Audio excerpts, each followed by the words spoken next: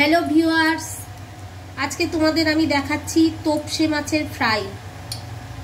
আমি তোপসে মাছটাকে আগে থেকে সুন্দর করে ম্যারিনেট করে নিয়েছি,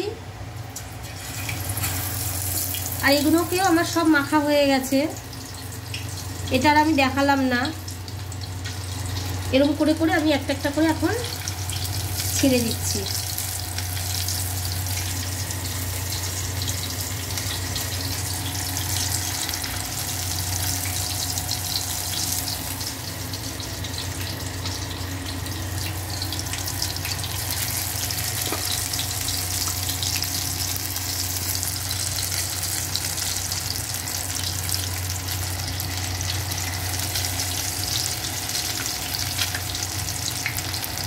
আমি মাছটাকে ভালো করে ধুয়ে নুন হলুদ দিয়ে এর মধ্যে লেবু দিয়ে আমি সুন্দর করে আগে থেকে লঙ্কা টঙ্কা দিয়ে ভালো করে মাখিয়ে রেখে দিয়েছিলাম।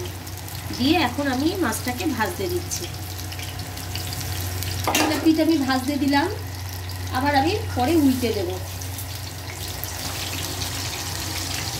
দেখো, এক পিঠ করে আমার ভাজা হয়ে গেছে, আমি আর এক পিঠ উল্টে দিলাম। আমি এবার এই পিঠটাকেও সুন্দর করে ভেজে নেব লাল লাল করে।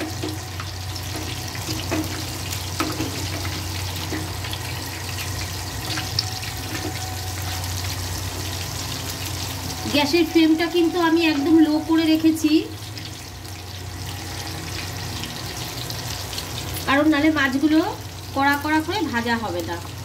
উপরটা কড়া হয়ে যাবে কিন্তু মাছটা ভালো ভাজা হবে না। এর জন্য আমি গ্যাসের ফ্লেমটাকে একদম লো করে রেখে দিয়েছি, ভাজছি।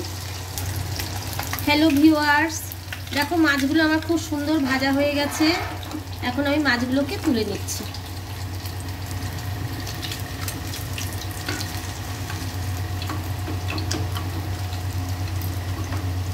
এটা আপনারা সস দিয়ে খেতে পারেন, ভাত দিয়ে, ডাল দিয়ে, সব দিয়েই ভালো লাগে।